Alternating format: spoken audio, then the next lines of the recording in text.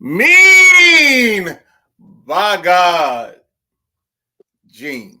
Woo! Welcome to the greatest fictitious sports show in the world. And we're not talking about the world, Craig. We're talking about the world, Craig. We're talking about the greatest fictitious show to ever exist. And we're talking about the Sideline Junkies, college football, 25, Dynasty show. I think we're in season 3. Season 3. Season 3. And before I even get started, let's give it up to the greatest fictitious show producer in the land. The big guy, KG. Well, We don't pay no money, so he does this for free. For free. But Doug, we got an interesting week. We've had a couple weeks going on. I think when we posted last week we were finishing up week 1, going into week 2 and 3. So teams have played some early ball games. Let's try to get everybody up to date as best we can on what's happened over these couple weeks, because we got to catch up. yeah, we do. So But let's start. see. Hold on. How do we do this? There's a song where the dude says, like, you on point to all the time, Fife. So I think I get to be Fife because I'm the dark skin one. But actually, technically, you are the dark skin one too. But I don't care how we played it out. Start the show off, baby. Let's go. Oh, because I was getting ready to do it. And, I was waiting for you to tell me to grab the microphone and let my words rip. Because here's a funky introduction on how nice I am. Tell your mother and father, send a telegram. Let's go, baby. Oh, Saturday morning. I don't know if you get this anywhere else. But again, fictitious college football. We the only show ready to challenge game day at its finest hour. Let's go. Let's ride. All right, let's start with week 1. Now, we didn't have this because the kid from Alabama hadn't played yet. And the reason he hadn't played, because he had West Virginia. He beats West Virginia 48-0. At halftime, it was 35-0. And then he took his foot off the gas. He held... Wait, hold. The kid from Alabama doesn't take his foot off the gas. He took his foot off the gas. He could have put what probably happened was the mimosas and the champagne ran out, and he got tired because, when he's limousine riding, jet flying, kid stealing, wheeling dealing, trying too hard to keep these alligators on. Never mind, I ain't gonna do that. I ain't gonna like that. If you know, you know. Because the only thing's missing is woo! Mm-hmm. But let's go. He held West Virginia to 49 yards in total offense. Had 267 in total offense himself. This was a defensive game. Okay. Negative 2.67 yards per rush. Negative. Yeah, that's crazy. I mean, that's crazy. But this is the kid from Alabama we're talking about. Yeah. We talked about my win with Notre Dame over Wisconsin. That doesn't need to be rehashed. The kid from Colorado, he wins his first game out the gate, 17 over Georgia Tech. Back and forth battle. He couldn't really stop their passing game. They had 141 yards passing on to his 68. But he ran the ball expertly. I'm proud of that. 34 carries, 140 yards combined with 2 touchdowns. Do you think the Colorado kid can, because he seems, I'm going to say he might be overcommitted to his running game? Well, speaking to him in private, just asking, hey, what's going on? This is backstage interview that I did. I got him to admit that it's a quarterback issue. Okay. I don't understand that, because Colorado, you go from Shador Sanders to now you're filling out the new guy. I got that. And he recruited a quarterback, but he's not ready to jump into the starting reign right now. So this is where they are. Next up, Michigan took on Western Michigan. They won 35-14. Of course, a dominating show by I'm about to say by Western Michigan, but dominating show by Michigan. 225 rushing yards, four rushing TDs. Only 128 yards passing, but they gave up 329 yards passing. Wow. But he likes to get to his running game early. So that's nothing new for him to run for those rushing numbers. Not at all. Next up,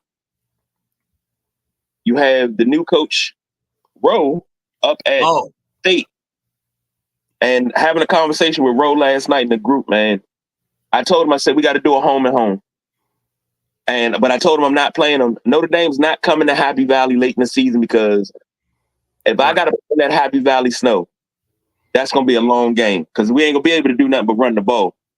Right. But he beat Marshall 21-3, 197 yards of total offense to 63 for Marshall.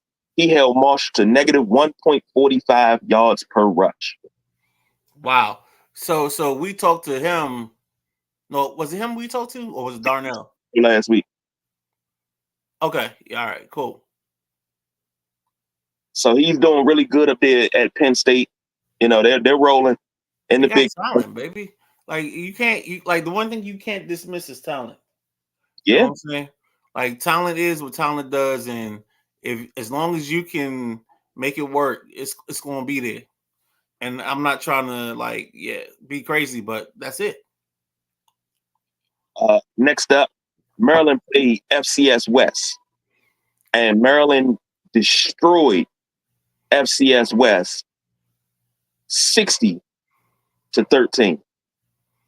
He got a game coming up and that we want to talk about because I watched a couple of his games and Maryland coach is feeling himself, and I think he did the right thing.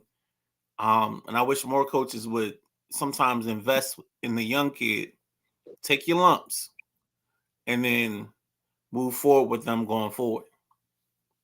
True indeed. True indeed. Next up, Texas beat Texas State 35-3. Okay. That wasn't a game. Texas just took them out behind the woodshed and beat them. And it was a systematic beating because Texas had 294 yards passing on 30 attempts, 4 touchdowns thrown, only 9 carries, 52 yards. So this was just a systematic beating where I'm just going to get up on you and I'm just going to run the clock. Right. Next up, Oregon. Oregon wins 72-14 over Boise State. Here we go again. 72. 72-14 over Boise State.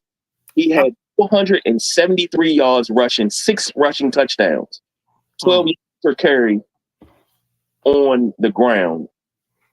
Through the air, he only had 126 yards. And this is a man that has a deep threat on each side of the field. This is crazy. Nah, I don't respect what you do. And I'm gonna let you know that every time we touch the football. That's what it is. I mean, he has the most disrespectful defense when he goes zero coverage, and it's 5-on-5. So yeah, I can see this. So on to week 2. This one right here, this is a fresh week. So these are all the schools. Colorado, 28-0 over FCS East. For those that don't know, FCS is, like your cupcake school. That's your little sisters of the pool. You play them early in the year and you get acclimated with the game and you work out the kinks against them. But what else we got? Michigan, number 1 Michigan versus number 12 Oklahoma. 14-9. That's crazy. Michigan wins that. So that sounds like Michigan went into their bag, ran the ball, and just fought one out because they couldn't get anything else going. only 122 yards rushing, but they held Oklahoma. I'm sorry, Michigan held Oklahoma to -2 yards. That's crazy. This is a dominant defensive out. This is a defensive ball game. And if you listen to any of our shows, especially the Sunday Rise, this was a shootout. 14-9. It's a pew, pew, pew, pew. This is a pow, pow. Stop shooting that little motherfucker. But you know what's funny is he mentioned in the chat like he was upset because it's like we talk to those schools to get them riled up for him. Yeah, he feels he has a target on his back. Yeah. Like the schools on the video game can watch the greatest fictitious college football show in the world. Hey, they tune in. Goes up against game day. Let's go. Texas beats Ohio State 21-6. That was number 17, so that was a ranked game. That was 9 versus 17. Oh no, that was a ranked game, but it wasn't 9 versus 17. These are the new rankings.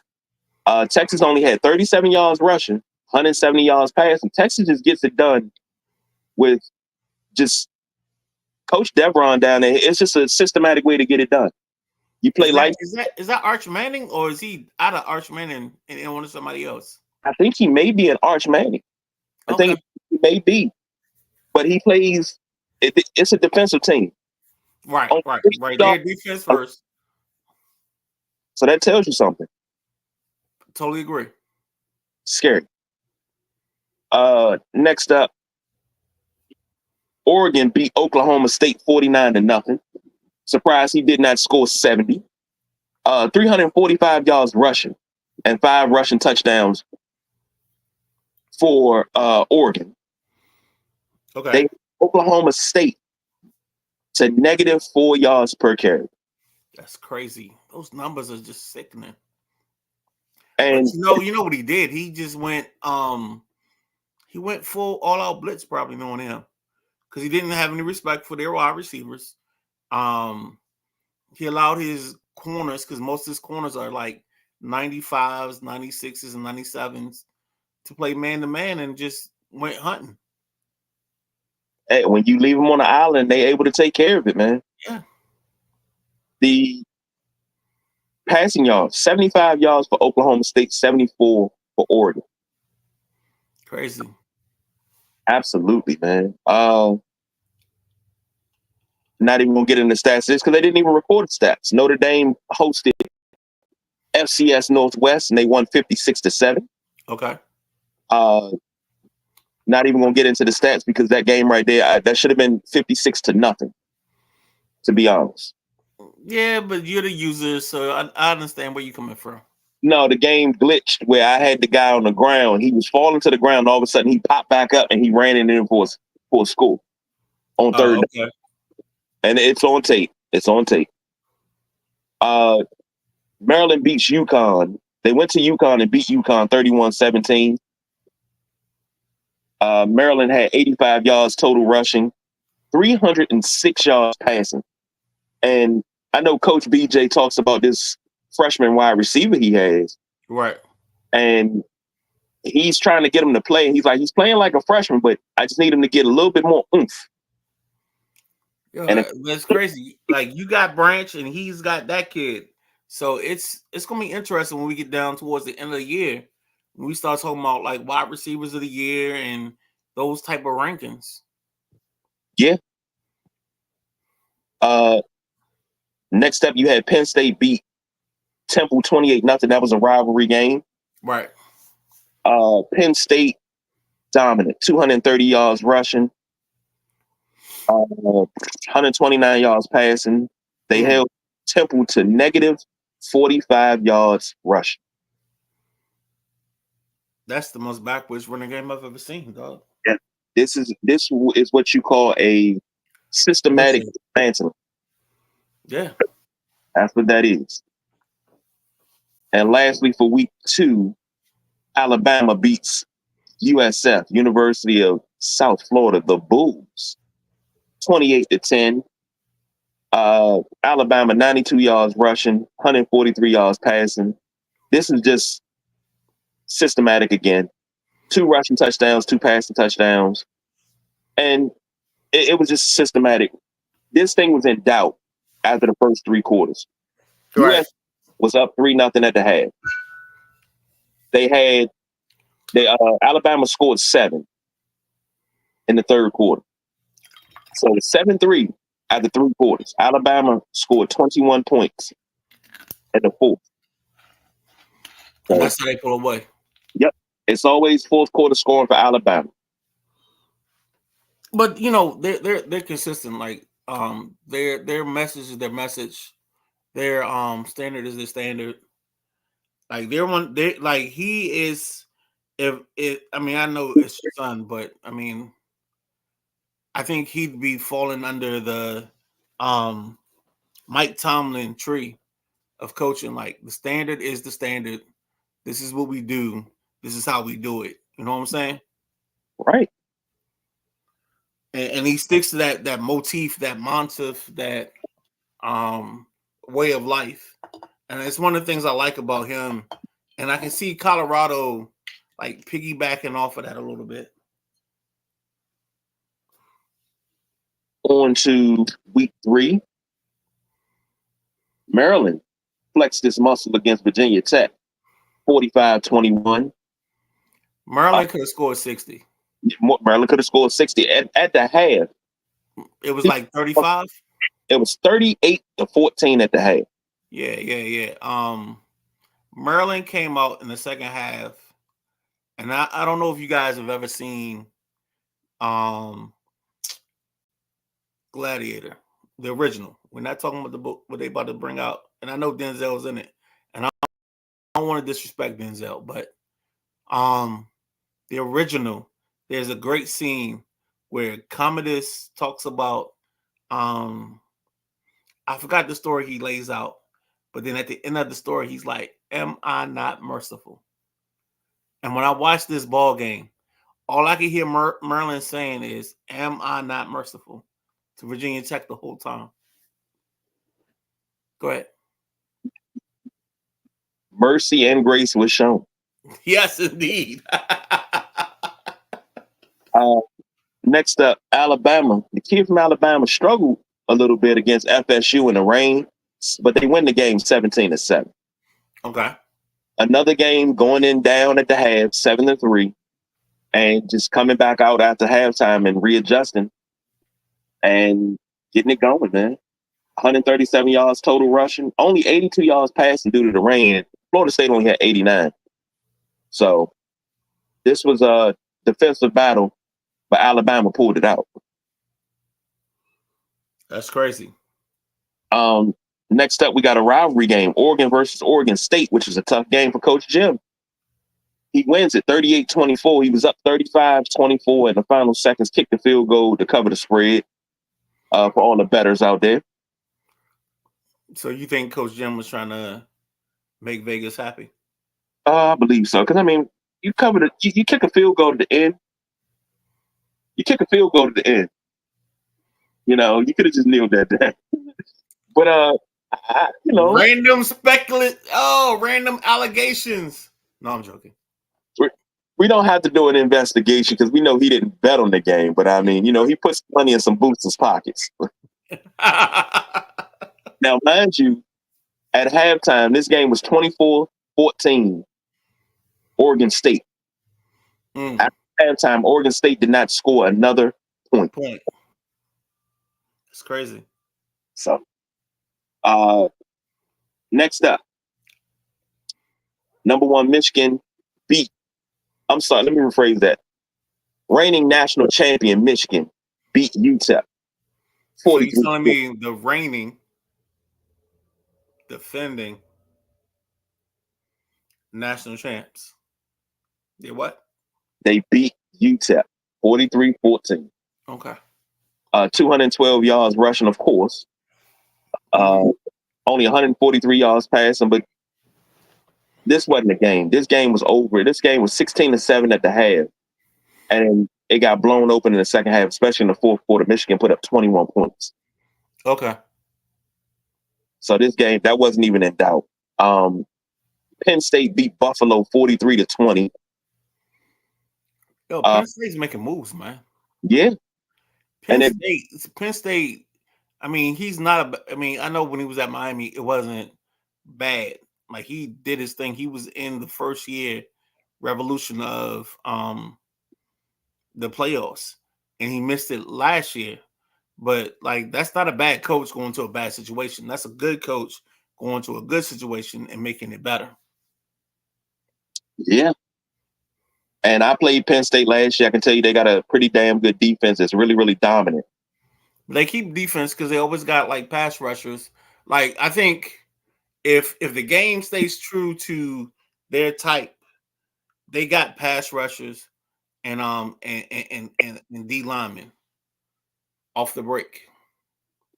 And they blew this game open in the second half. Because they on the first half. It was 6-0 at the half. They blew this game open in the second half. And when I say blew it open, I'm talking scored all 43 points in the second half. That's crazy.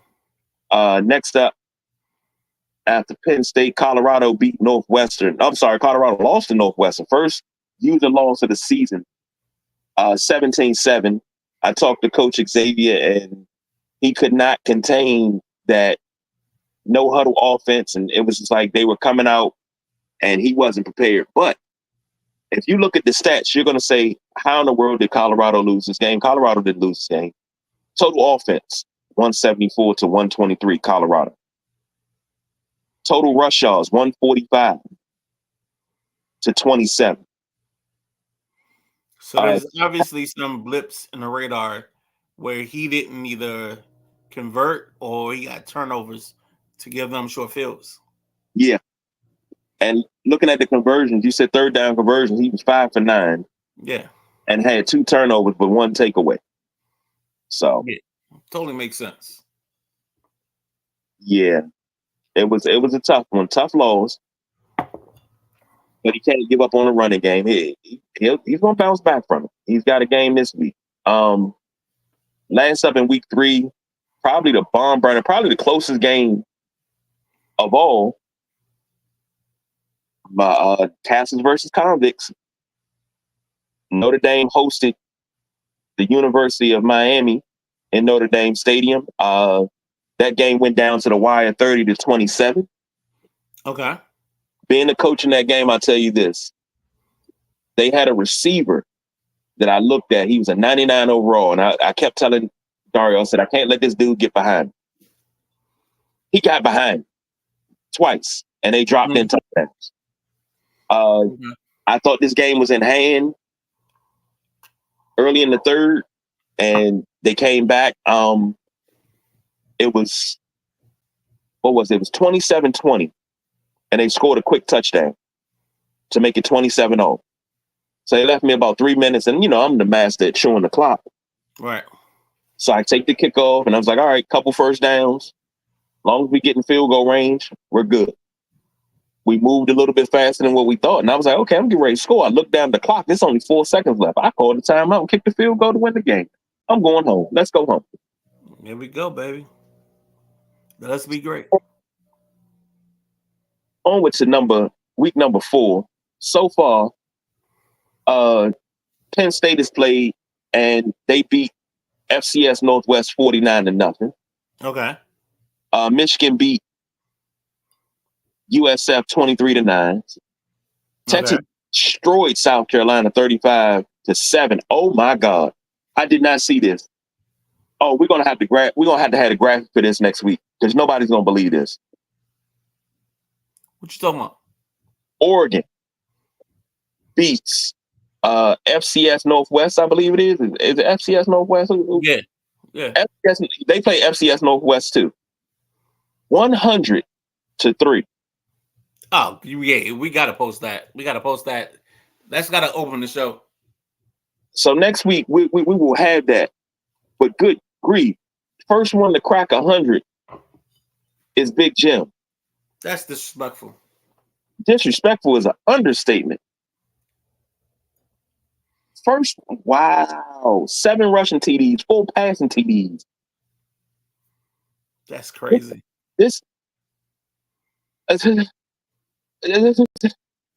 Jesus Christ! Yeah,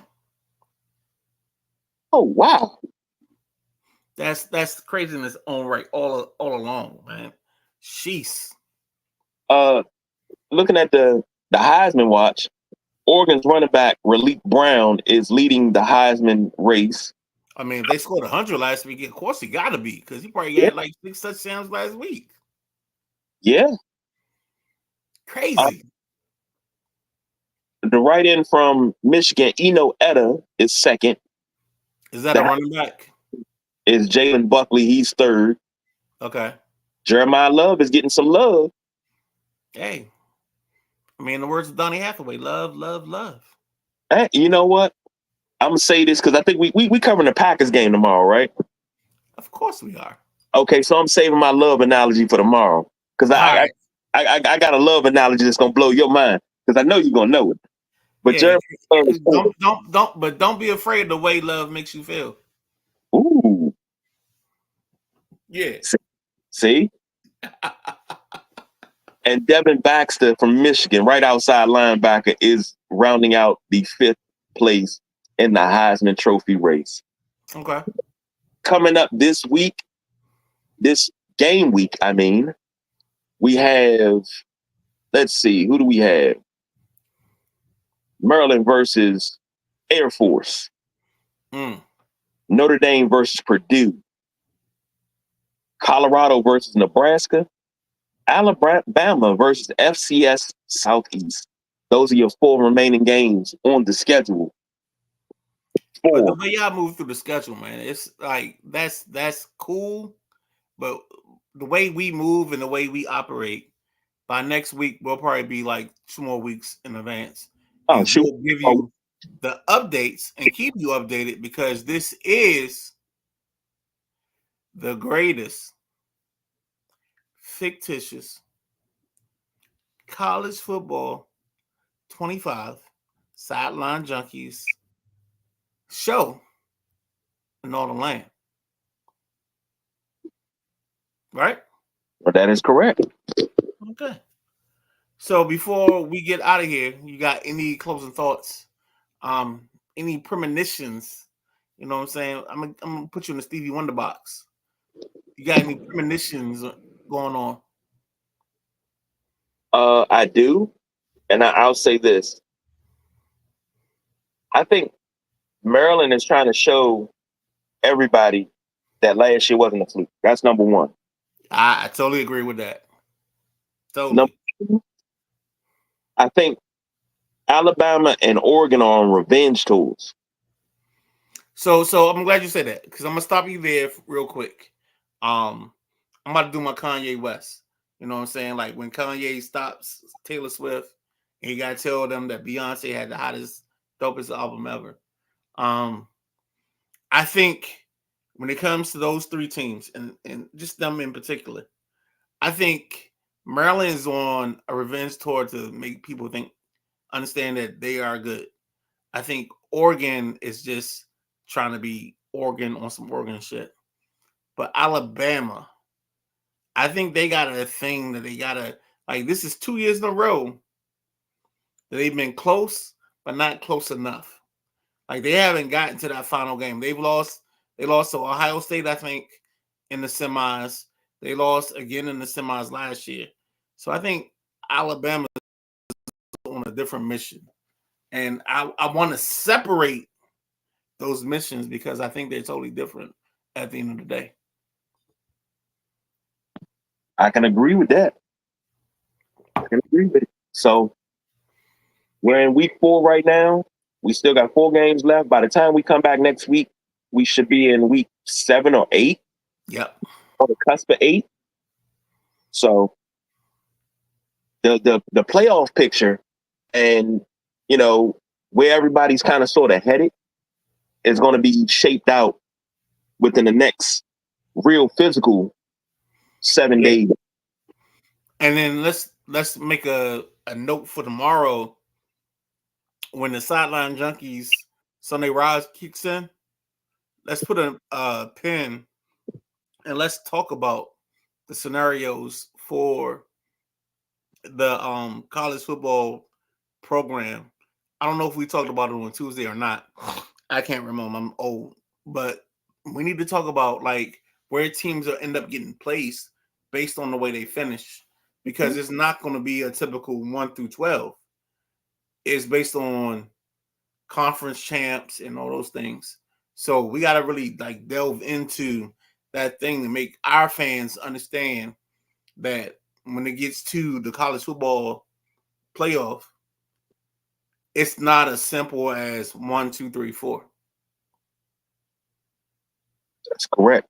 And learning that is the hardest part, because you're like, hey, I'm the number one team in the country, but you don't play in the right conference, or you don't play in a conference to get that top 4 seed. Exactly. And I want you to hold that comment and make sure you say that tomorrow, because that's big tomorrow. You got it. And when we talk about tomorrow, we're talking about the Sunday Rise, because this is the Sideline Junkies Podcast Network, and all we do is provide you information. So tonight, if you're around, we got the Saturday night WrestleManiacs.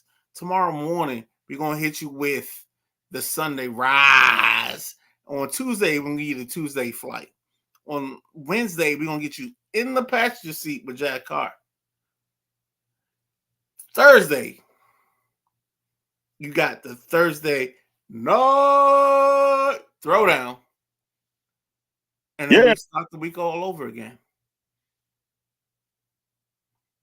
So, again, I'll say this to everybody and anybody. If you want to jump into this league, into this dynasty thing, if you want the smoke, we got the lighter and the cigar. I am the Midnight Rider. He's the big guy, KG. This is the Gridiron. And we will see you on the field wherever you want. Let's go. And the boss BJ said Northwestern is tough. They are.